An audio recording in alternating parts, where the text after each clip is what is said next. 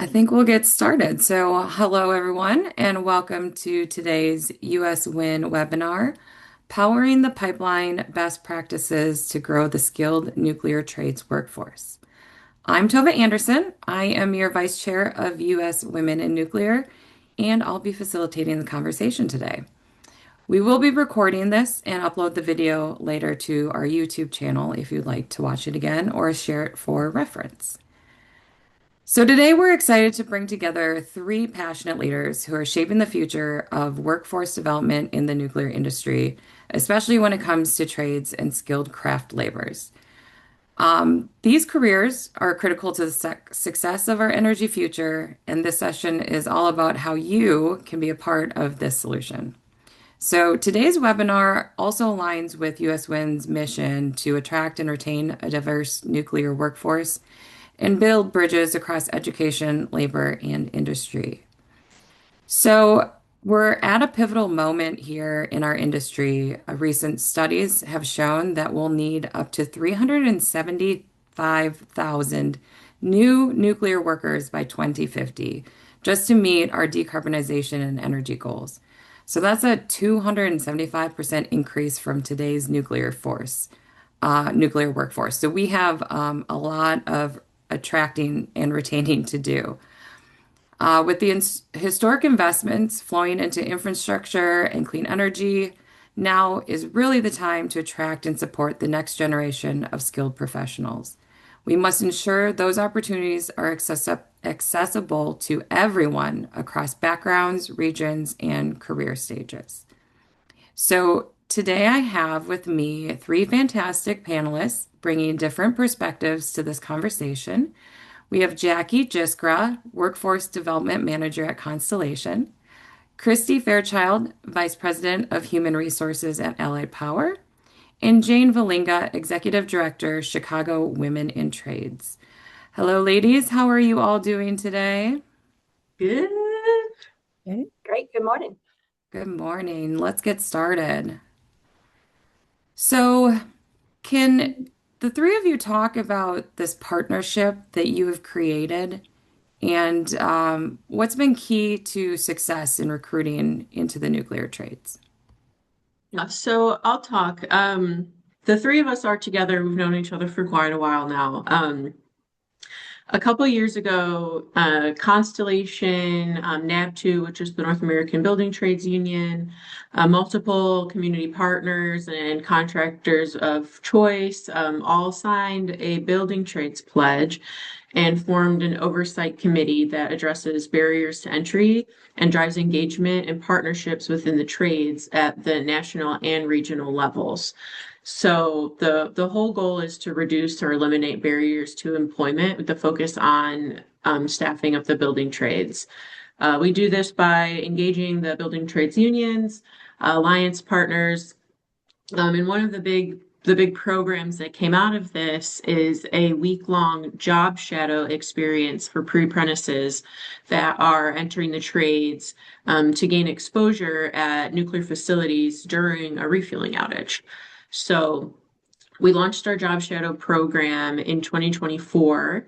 And the way that works is Constellation hosts. So it's at one of our sites. We rotate. We did two cohorts in 2024 that consisted of 17 participants, and then five cohorts in 2025, where we reached 30 total participants. Wow. Um, but we do this during the second week of a refueling outage at one of our sites.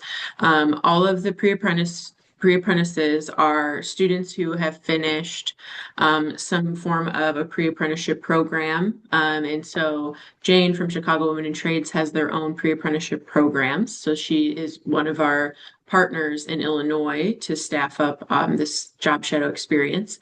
And we Allied hires the pre-apprentices as employees and brings them in through their contracting service into our nuclear plants.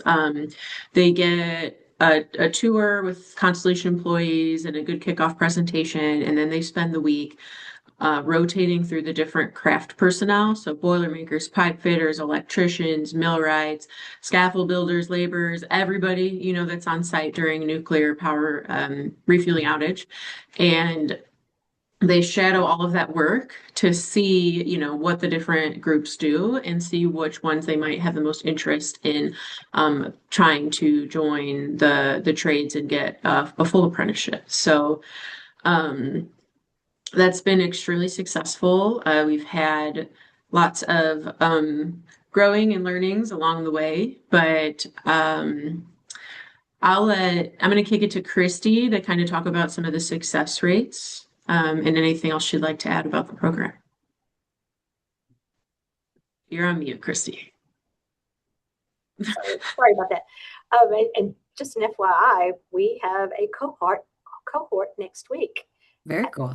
Yes, at Calvert Cliffs. So we have 12 women, and that will be hired by us. And we have a great week-long schedule. I think we're going to provide that as a resource to you after this is over. But we've worked with community partners like Jayne and CWIT and Constellation to kind of remove barriers. We've learned as we've gone through this, there were quite a few barriers in place. One of them was the transportation barriers, because nuclear plants are out in the middle of nowhere.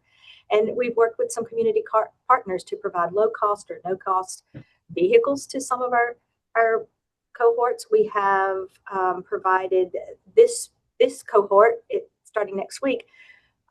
We were thinking about providing transportation back and forth from the Baltimore area, but what we decided on was to provide them hotel rooms instead. So we've eliminated that transportation barrier by providing hotel rooms on site for them for the 5 days. And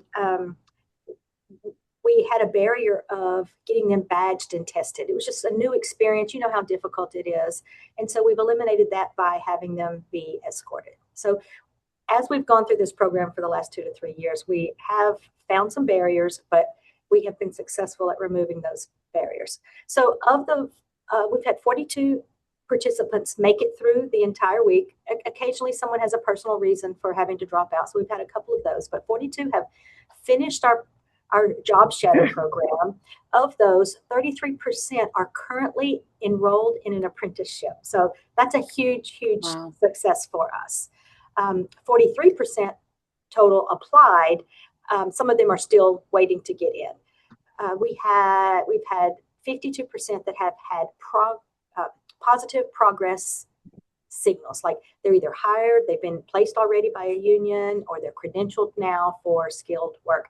And 12% are working in a non-union or other job, but they're using the skills that they learned while they were with us during this program to get that placement. Absolutely. Thank you, Jackie. Yeah, of course. Fantastic. Yeah, in the takeaway, there's some lessons learned that we've got throughout the years, as well as an example schedule of what this job shadow program looks like if anybody's, inspired to try to start something up near them. But I'll go to Jayne to talk a little bit more about how the partnership works with CWIT. And we use Chicago Women in Trades in Illinois, but there's partners from all different locations across the country that we work with. And there's a list of those that'll be in the takeaways too, that you guys can go through to see what's in your area. But Jayne? Good afternoon, everybody. I just want to say that Constellation is a really amazing and creative partner. So willing to try new things that are a little out of the box. And we've been really grateful to be able to go along on this ride. So the job shadow, let me just say a word or two about CWIT before I launch into the rest, because you may not be familiar with us. We are like a mutual aid association for tradeswomen. Founded by and for tradeswomen, and we try to address the issue of women's underrepresentation in the construction trades in a variety of ways. We do pre-apprenticeship training and welding training, not only locally, but we try to seed this in other parts of the country. We do policy advocacy, and we provide technical assistance to industry stakeholders to improve their capacity to recruit and retain women. So that's us in a nutshell. We're still very much a community organization led by tradeswomen, centering tradeswomen. The job shadow has been great, and I'm really happy to hear Christy's statistics. That's very encouraging.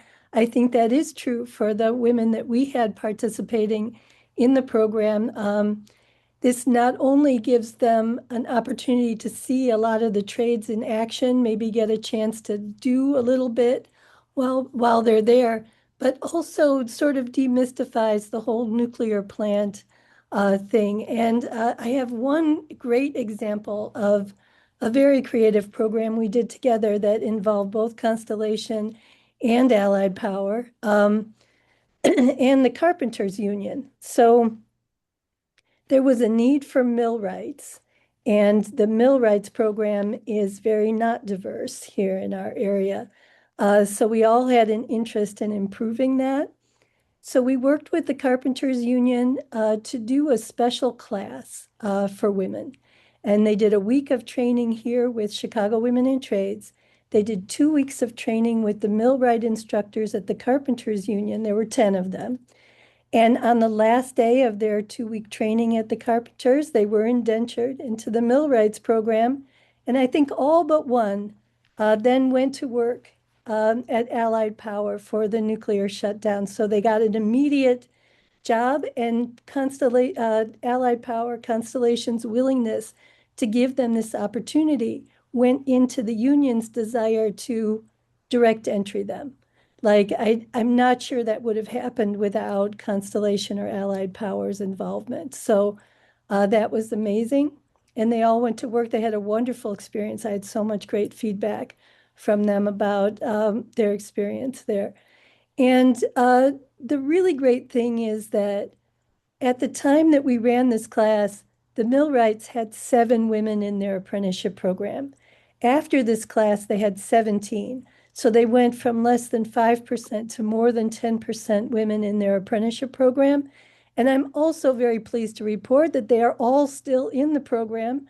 Now, most of them are second-year apprentices, and they're doing great. And so this was an incredible opportunity. I know many of them have been back to the nuclear plant since to work the shutdowns, because this is something that is now like normal for them. They understand about this opportunity. They asked for this opportunity. So many of them have done multiple shutdowns at this point. So I think that was a great way to increase women in that workforce. Yeah, that's great. The 3 companies there have an amazing partnership going on, allowing a lot of opportunities for new people to enter the workforce. So very cool. Thank you for sharing.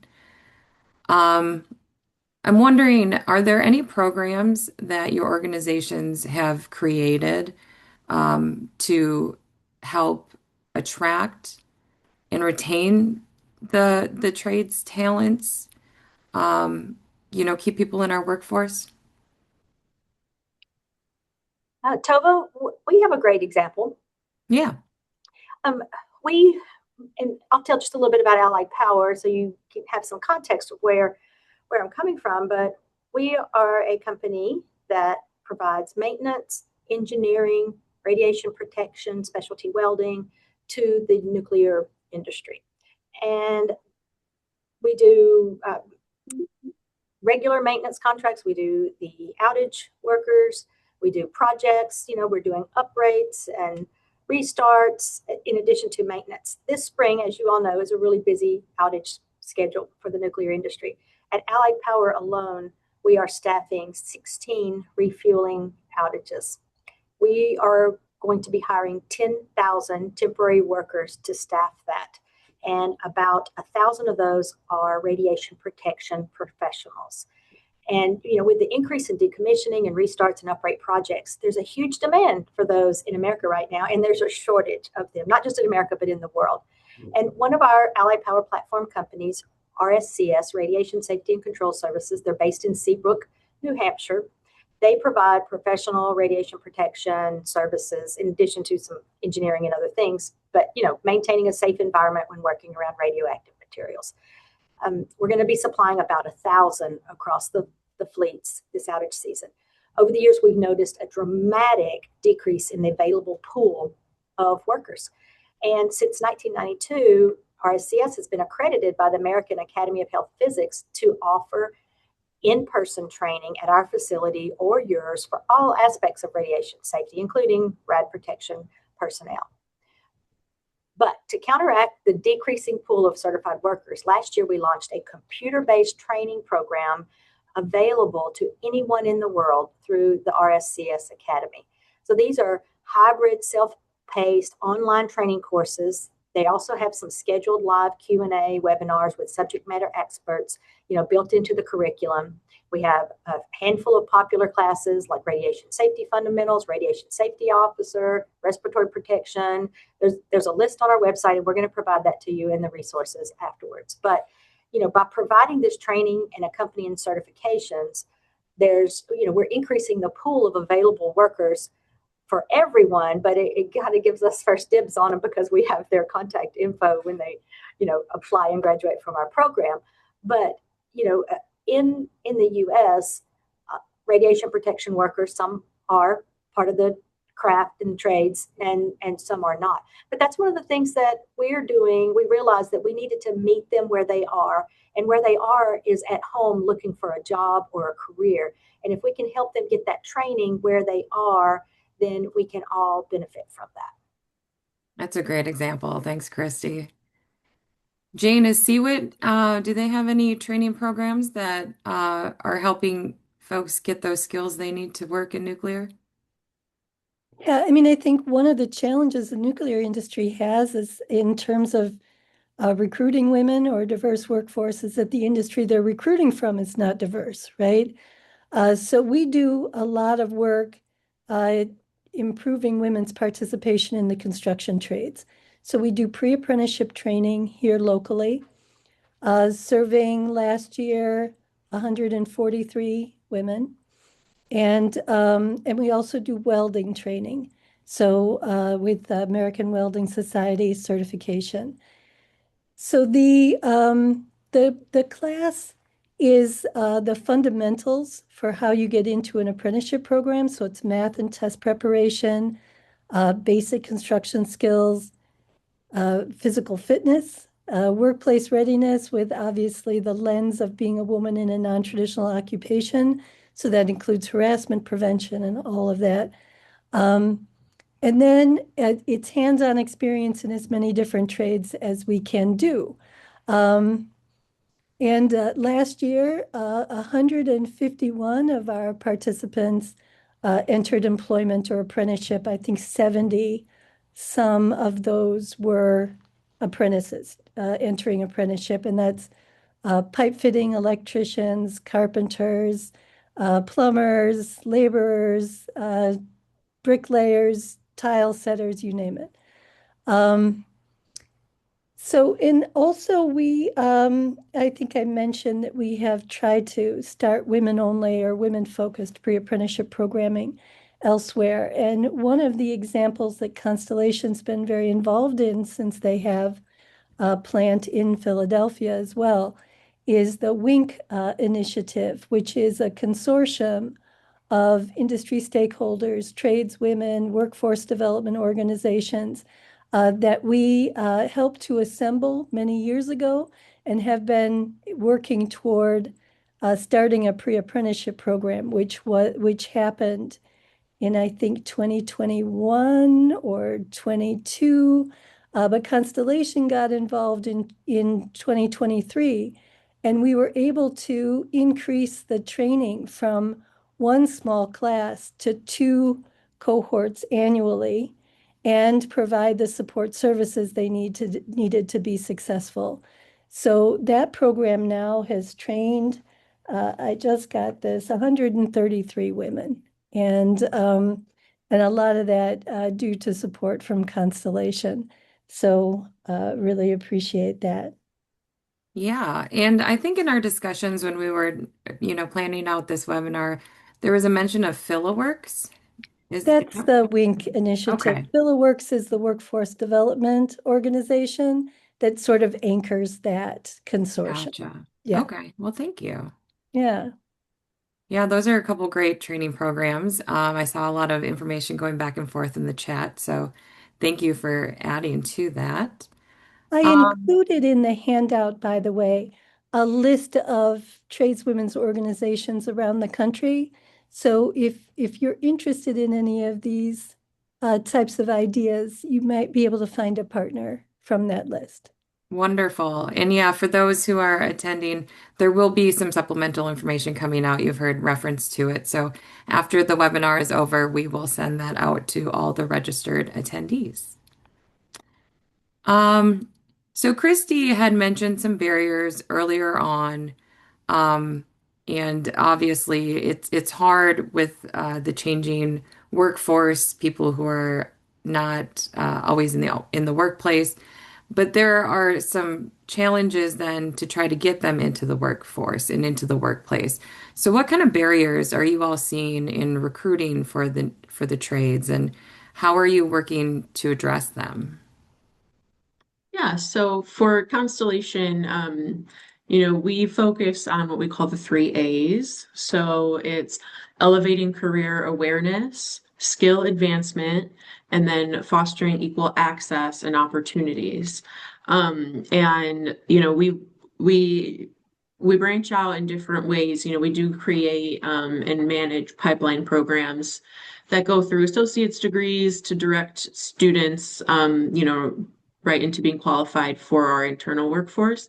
However, we focus a ton on just boosting the building trades as well, which the job shadow program we've talked about and some of these relationships focus on the building trades. So um, besides, awareness and making people aware of the fantastic careers available in the building trades, some of the barriers that we've seen, Christy touched on transportation, right? So she talked about transportation to even participate in the job shadow program, but transportation as a whole, for people in trying to enter the trades can be a huge barrier, like owning a vehicle to get to these more rural or remote locations in which the trades are working. So Constellation's partnered with a nonprofit out in Maryland called Vehicles for Change. And they donate vehicles to really like tradespeople or people in need that, have a job but might struggle to get there, or um, have an offer and they can't accept it. And they've given out over 20 vehicles since Constellation came on board. The nonprofit's been around Oh, since 1999. Fantastic nonprofit. And we've also partnered with them to bring them to Illinois. So we've expanded their nonprofit to come to Illinois to support people who need vehicles. So we kicked that off in November, where we were able to give away 3 vehicles. One of those recipients was a Chicago Women in Trades graduate. So everything kind of ties together to do what we can to reduce barriers. Another one is childcare, right? That's a barrier for anybody, whether you're in the trades or, really any field, right? We've had people have to leave um, strong family sustaining careers because they could not find childcare for their children. So we started a fund out in Oswego County, New York, which is where we have 2 of our plants. That is a private-public partnership that's managed by a integrated community planning of Oswego County. And this fund can be used for improvements in people's homes if they want to start in-home daycares. Right now, they're focusing on year one training new people who want to get qualified to get licensed to have a daycare, kind of like a boot camp with a partnership with a local college. Um, and we're working on expanding our childcare initiatives in Illinois as well. So that's something we focus on. And then Another thing that is kind of one of the focuses for that building trades pledge that I mentioned, a goal in 2026 is for each region to host some type of careers in construction day. And in the handouts you'll receive, I put some slides about a great example out in Rochester, New York, that is ran by Unicon, which is the Unions and Businesses United in Construction. And they have done this for multiple years now, but they're at the point where there's over 30 schools across the area coming, over 1,000 students attending, and they get to do hands-on, heavy equipment experience. There's demonstrations, there's, informational displays, representatives from all of the different types of construction and trades. So great exposure for that to show people, what these careers actually do and the benefits that they provide. So I'll be trying to bring that to more of our local areas as well. And then one more thing for Constellation, when these people, like, let's say we've got a welder who went through Jayne's program, okay, and they've been working in one of our pipe fitting unions for 15, 20 years, super successful pipe fitter. But let's say they're interested in maybe coming in-house, whether it be, Constellation or somewhere else. Well, Constellation, we've got the Edison Electric Institute or EEI tests that tradespeople must pass in order to get qualified to come work in-house. And when you've been in a trade for so long, you've rarely had to update a resume. You haven't really had to do any interviewing. So we run these classes where qualified people can come, not only get training by Hire 360, who's our partner with this, on how to take these entrance exams, but it also comes with resume prep and mock interviews for this personnel to build their strength in that. So that's more so for like an advanced trades worker, however, still for the trades. And that is just a couple of things. I just yapped a lot. So It was a lot of um, things. That's great that Constellation is doing all those. yeah. Relative to childcare, I know that's always a challenge. And Mhm. one of our strategic objectives in WIN is to help create a culture, a community where people, are able to thrive, basically. And so we will be coming out actually with a survey on caregiving and how that's impacted people's careers. So I'd be happy to share that with you and the results that we get to see if that would be of any help to Constellation as well. Yeah, there's a lot of synergy here because Jackie, I don't even know if I was aware of that. And we are doing a child care initiative here in partnership with the Daycare Action Council. And we are currently getting ready to do a survey to find out what the main like pain points are for mothers. So yes, would love to see what you have and partner on this. Yeah. Very cool. Ah. Christy, do you have anything, additional barriers? I know you had mentioned some before, but anything you're seeing and how you think they can be addressed? While we're talking about childcare, I heard about something interesting that was happening in the Mississippi Trades Association, that they were working with employers to provide childbirth related time off to trades women, because that was a barrier that they were seeing.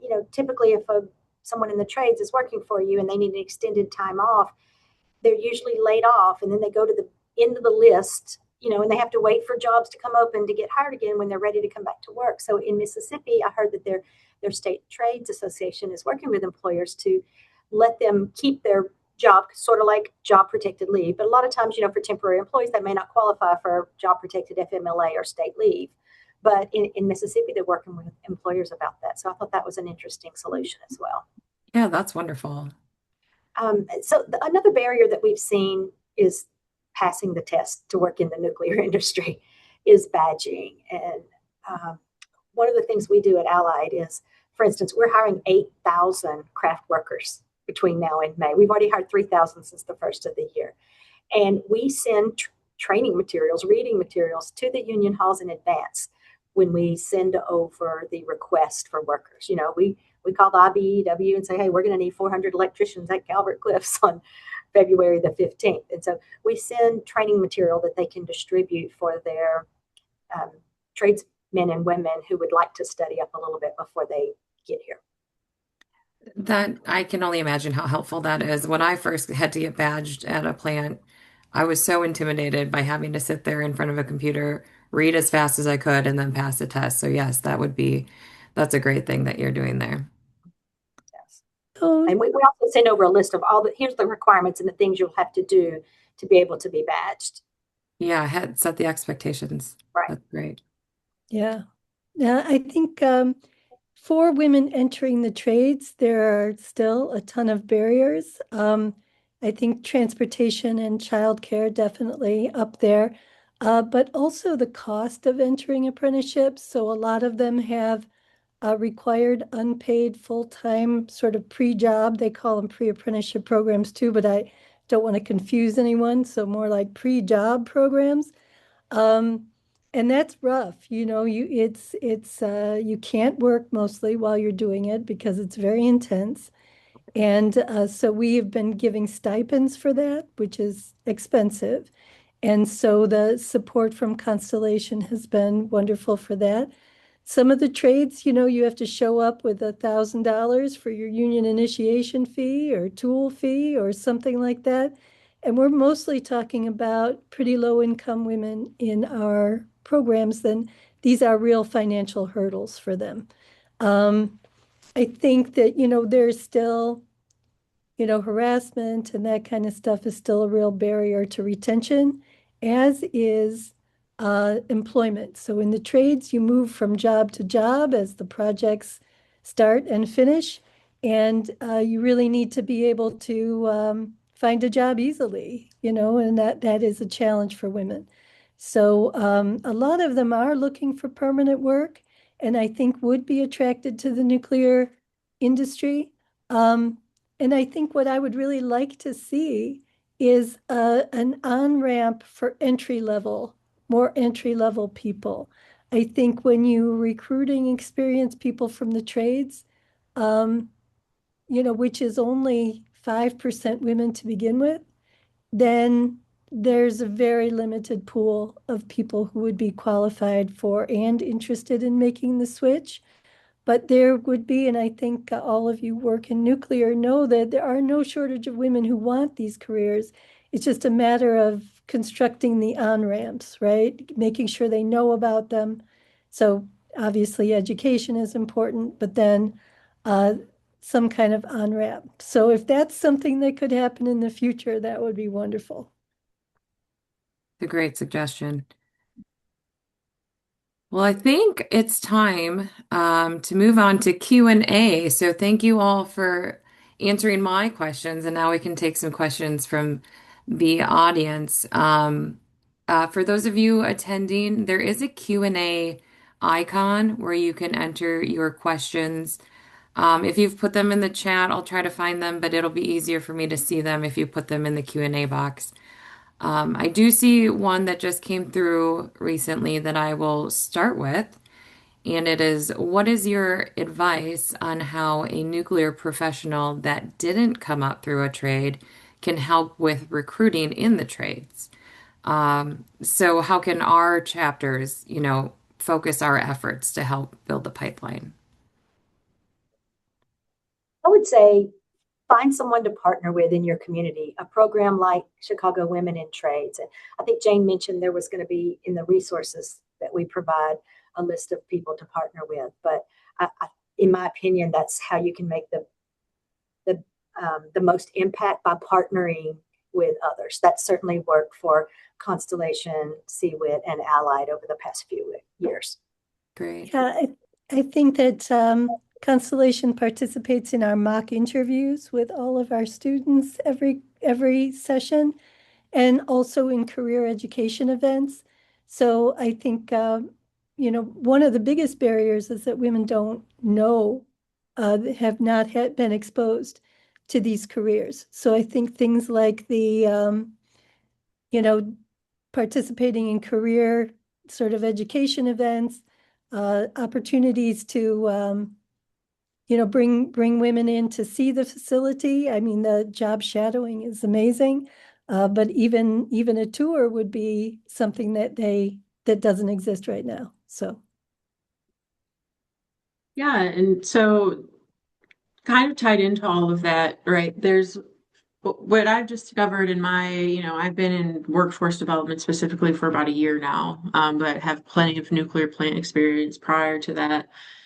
There's likely an organization or a nonprofit out there doing what you want to do. And maybe they want to be doing it on a higher level, but they don't have the funding, or they don't have the personnel support, or they don't have the connections.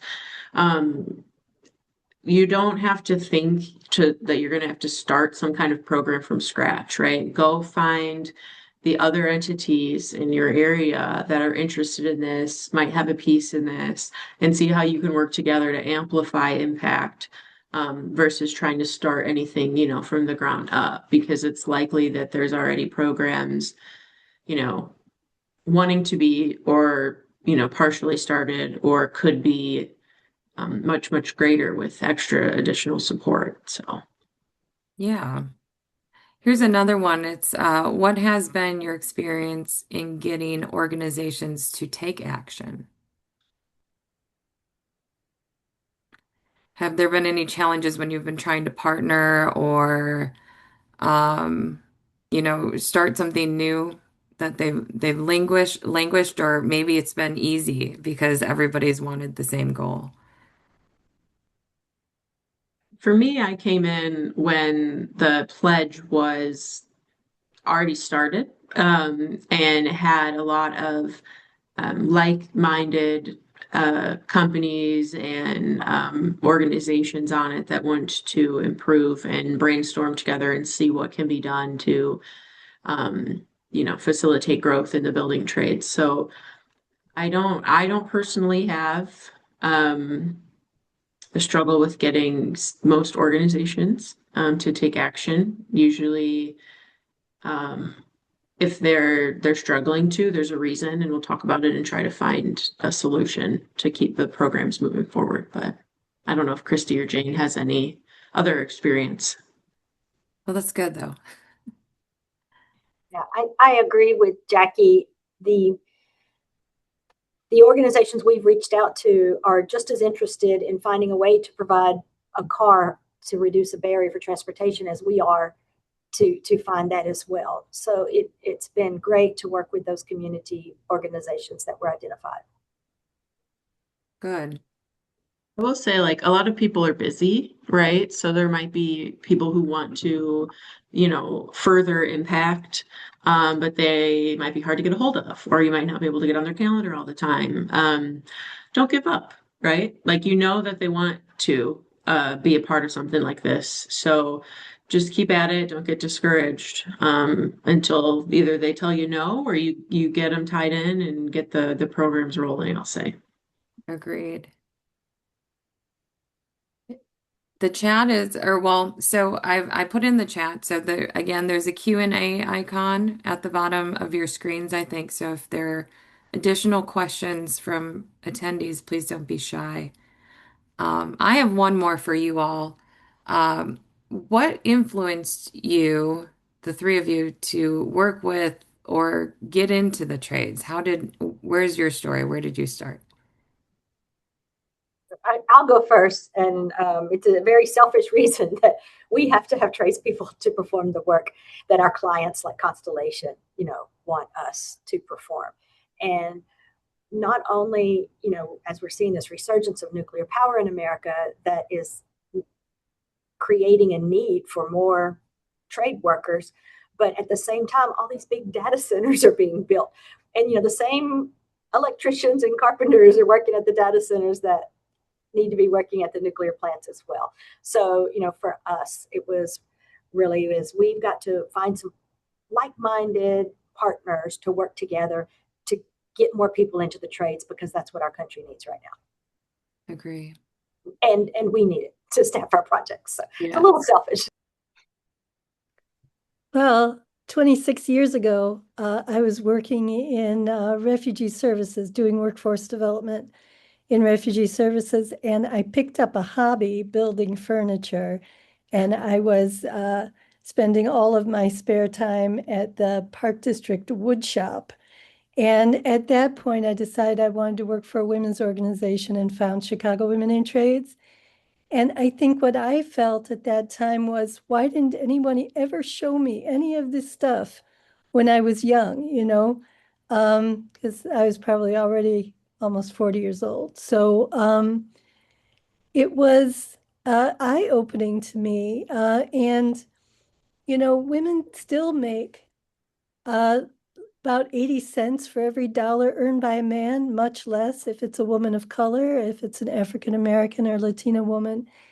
And these careers start here locally. You can start as an apprentice at well over $20 an hour, mostly closer to $25 an hour.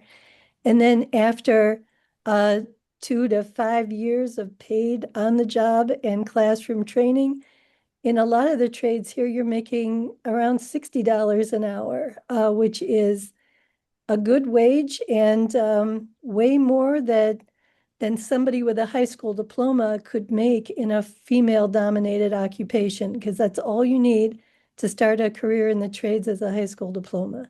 So I guess it's feminism that brought me here, but also because I do think these are viable, attractive, and satisfying careers for people. And I just want these doors open for them. So 100%. Yeah, thanks, Jayne. Yeah. And where Jayne found the passion a little bit later in life because she was unaware, for me, I did very well in high school. My family didn't have a ton of money, so I was trying to figure out what I wanted to do without paying for a bunch of college. And um, somebody came and talked to my chemistry class when I was a junior about, 2-year associate's degrees in tech fields and how they could be a pipeline into nuclear or manufacturing or any of these, entities that have family sustaining careers. And they were like, it's not expensive. And if you work hard for 2 years, we've got the pipelines available to get you a career. And I was like, yeah, that sounds great. I want to do that. So that's what I did. And so I started working for Constellation, was formerly Exelon, at their LaSalle nuclear plant when I was 20 years old in their local 15 union as an instrument tech. So I saw, one, the lack of awareness in our local communities on those types of pipelines, and then two, like what it was doing for me in my life and my success and growth.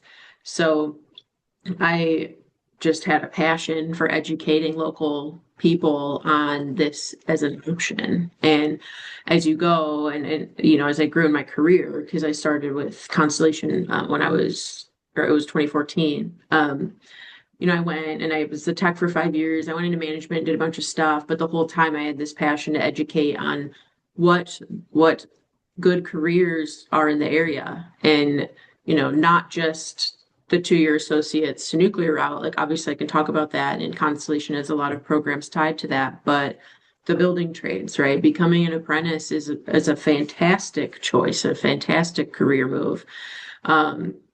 So coming from it, knowing about it, I want as many people to know about it as possible, right? It's not for everybody, but getting the education awareness out there is a huge piece of the growing the trades, right? And Christy mentioned data centers, which are happening all over the country. I just yesterday, I think maybe the day before, Governor Pritzker in Illinois did an executive order like demanding new nuclear be built, which is a very large undertaking, especially if they're looking at commercial reactors. That's tens of billions of dollars in 10 years to get one of those off the ground, like they just did at Vogtle, right? So there's the demand for clean energy, and a lot of it, which ties to nuclear, isn't going anywhere. If anything, it's extremely becoming amplified. And who are going to build not just the data centers, but the things that are going to power them, right? It's a great job that AI can't take away from you. Like a robot can't build a building. Like it's just not going to happen, right? So, um, getting education out there is just massive passion of mine. We might call on you, Jackie, for some favors. No, I think that's a good message to our membership, though. If we do a lot of career fairs and we go into the schools and we talk to them about the industry and just to make sure that we also mention the trades as a wonderful opportunity for a career as well. That's a good note. Thank you. Um, I know I think there's a lot of interest in the child care initiative. I think there's some information in the handouts that will be coming out. Is that correct, ladies? Yeah, a little bit. I'll touch on some stuff. Sure. So the the like what Constellation specifically is doing, right? It is something that I think could be copy pasted in many, many, many areas. And the needs of every area is a little bit different. So I've got one slide in the takeaways about what we're doing in New York, and that it was based on a model that happened in the state of Iowa, where, childcare workers were not getting paid a livable wage. So Iowa created this private partner fund that kind of subsidized some of those wages so that people could do the work that they really want to do and that they're passionate about, but be able to survive off of that. When come over to Oswego County, the need is different, right? The need is they need more high quality childcare, and they need more childcare available in general. And so I've taken that and I've brought it over to, it's very kind of locally focused initiatives and efforts. So the one in Illinois, I'm focusing right on one county right now, Grundy County, because their chamber and their economic development council have already started work and are aware of the fact that more childcare is needed. So we were able to come in as one of the number one employers in the county, and provide some additional funding to a nonprofit based out of Chicago, but they work everywhere. So if you're curious, write this down, Start Early. I don't have them in here, so that's why I want to highlight that. So Start Early is currently doing assessments and interviews with the different businesses, nonprofits, and childcare providers in Grundy County to figure out what the need really is and how we can expand and grow. And then the next step would be creating a fund similar to like what's out in Oswego County and getting some, private sector businesses to put some funding into that to ultimately uplift the entire community, which would then support us since we're part of it. So that's kind of a little bit more in-depth detail on the childcare, just very locally focused. And you've got to work with kind of your local government entities and nonprofits to make that successful. Thank you. Thanks for adding to that. I think we have time for one or two more. I see one in the Q&A. And Jackie, they're interested to hear more about the strategies you've used for community outreach and increasing awareness. Yeah, so we are really deep into our local high schools and depending on the region, colleges as well. Constellation is often supporting like the high school career days or maybe the county career days, where multiple schools bus in their students to meet with all the different types of employers and careers and community colleges in the area that offer pipeline programs to get into their careers. And so we really show up with the mindset of educating on what nuclear is, right? It's safe, it's clean. Everybody here knows that. But tailor the message to, the students that you're talking to, right? Do you want to be an engineer? Okay, cool. Like we've got relationships with some of these colleges. Do you want to be a technician? Fantastic. What grade in high school are you? Okay, you're a sophomore. You should look into our partnership or dual enrollment partnership program with the local community college. Oh, you're a senior? These are the programs you could go into at the community college in your area. Like having the education of what's available, and if it's not available, working with them to create it, so that you can talk about it and you can emphasize it. And then, like I said, one of the goals for building trade specifically, right, is to get that education more out there and create something like a construction day, whether that be tying into a program that already exists and just amplifying the efforts there. Students are already going there. Can we bring in heavy equipment? Can we bring in the trades to educate? Having, a couple takeaways and trinkets and stickers. I love nuclear stickers, go really far, right? They might barely even remember, but they'll look at it every day on their cup and be like, I remember talking to that company. Nuclear's pretty cool. And you never know where that's going to get you. So that's a very quick snapshot of some of the Yeah. outreach that we do for awareness. Yeah, and some good tips in there too. Thank you. Jayne or Christy, have you had some successes with outreach that you want to share? Something that worked well? So I will say that there is no shortage, and I mean, I would just underline no shortage of women who are interested in these careers these days. I think we filled our fall class already. It is, we used to do career fairs a couple of times a year to recruit for our classes, but it has been almost unnecessary these days. I will say there's also an explosion of construction career fairs going on in our area, and I'm wondering if that wouldn't be the case elsewhere. And I'm not sure what is driving that, but we host booths at all of those existing fairs, and that certainly is part of our outreach effort. Um, but most of the trades are also very willing to do these. So, if your company wanted to host a construction job fair, that the trades are always willing to participate. It's how they recruit people too. So, yeah, I would say getting the information out there is the most important first step. I mean, when we really don't know anything about these careers. And, you know, our current class that's in session now, they started and like 2 days later, we had a visit to the plumbers because their applications were closing. And so these were very, very fresh recruits for us. And I was listening to them all talking, saying, I had no idea. I just had no idea. And like half the class then applied for the plumbers, and they probably never thought they would. Right. It's like kind of an unknown.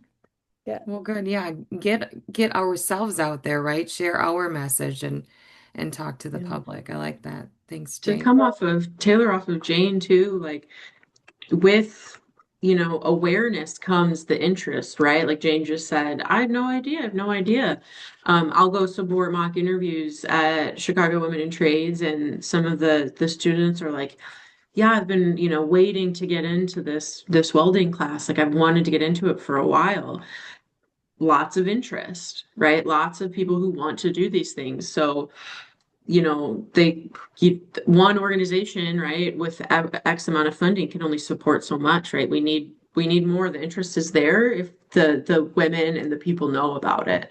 So same with like some of our partnerships with the community colleges. Like when it first started, we had to do road shows and get people interested. And now we've got, 4 times the amount of applicants compared to students that we can take on. Like they want to do these things. They want to join these types of careers and trades. So get out there and go find them. Love it. Love it. Yeah, I mean, I think that we were organized by tradeswomen, and there are tradeswomen who really want to be connected, who really want to do these things. And I think there is a obvious synergy between women who work in white collar positions in these types of industries and the women who work in blue collar occupations. And we have some partnerships with those folks as well. But if there is a way to connect to tradeswomen and support them in some way, I think that's appreciated. Yes, yes. It's that community we have to build to make sure that everybody is aware and feels welcome to be a part of it. Yes. Right? So we are running right on time. We're gonna, there aren't any more questions, so it's a good time to kind of wrap up here. So as we close, there were there was a lot of good discussion, so I hope everybody can take something with them. There are strategies out there. They're already working right now to build our nuclear workforce in the trades areas. We've seen that partnerships can play a huge role and a great benefit to getting things off the ground, whether it's the labor, the education, or the community organizations. And everybody has heard some tips here, how you can be a part of the solution so we can take some action as we move forward. We've also seen that best practices show that creating that community where people can thrive can help break down those barriers to entry into nuclear. So let's keep this conversation going, bring it outside, get out there, talk to people. I want to thank our panelists so much for their great insights and for participating today. And thank you all for attending the webinar. As we've mentioned a couple times, there will be a supplemental information packet of slides that will be sent out to all the registered attendees. So be on the lookout for that. And let's stay inspired and stay connected and have a great day. Thanks, everybody.